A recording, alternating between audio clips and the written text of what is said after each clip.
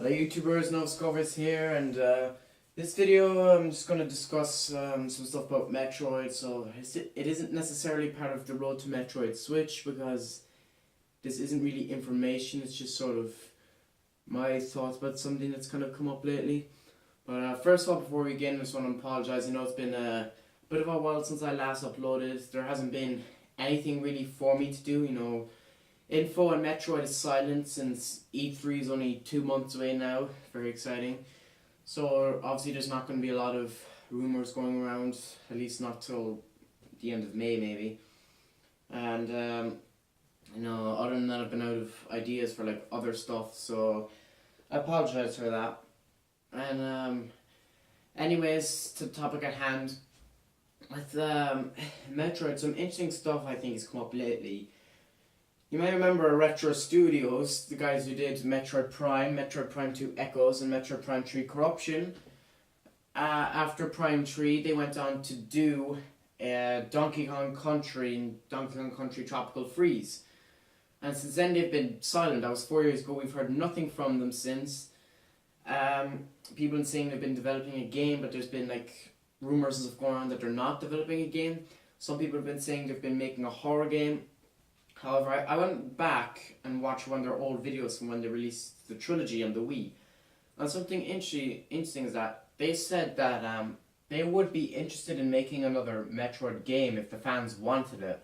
And they talked about the whole turn of phase on Dark Samus, that it would all depend on what the fans want. Now, that is from 2009, so that might not be relevant now. But recently there was Retro were hiring people. There was job listings went up, and it was very specific what they were looking for, and this really caught my attention because most people kind of overlooked it, but it really stood out to me. Was they were looking for people who had experience with first-person shooters, experience with games that are more about gameplay over story, and massive world building and exploration and puzzle solving. Now, I'm sure you can get where this is all going. It sounds to me exactly like what a Metroid game is, what a Metroid Prime game is. Now that's interesting because at E3 last year, Nintendo said it wasn't Retro and that it was a new internal team. And then of course the rumours of Bandai Namco came up, which I still don't believe.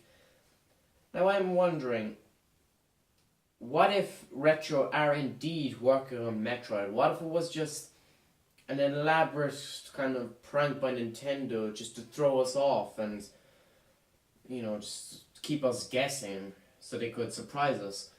Because if you think about it, The Legend of Zelda Breath of the Wild was developed for Wii U and then it was released for Nintendo Switch. That game was in development for about 4 or 5 years. I think it was like 2013 it went in development, so 5 years.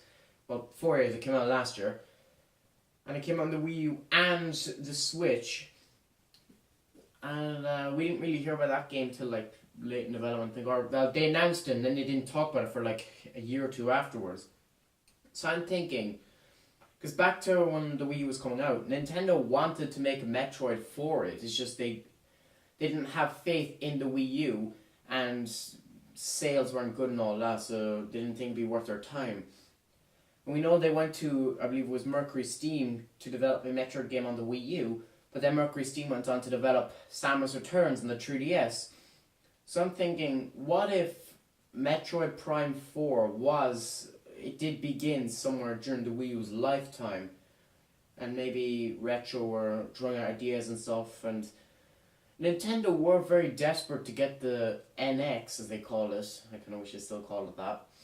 The NX, they were desperate to get that out as soon as possible, so I believe maybe Retro were trying to develop this game for hardware that was still being developed. So what if Retro have been... Because Metroid Prime 4 is obviously going to be an incredibly massive game. It's going to be Breath of the Wild style. Like, I imagine we're going to be going to like different planets with the scale of like Talon 4. Probably even like different solar systems maybe. I don't know how big. I think maybe 5 or 6 planets is enough. There's no need to go above that. Especially if they're all like, Talon 4 sized planets, and we have a lot to explore and a lot of items to get. But if it's like Breath of the Wild, then it's going to take a similar time frame to develop.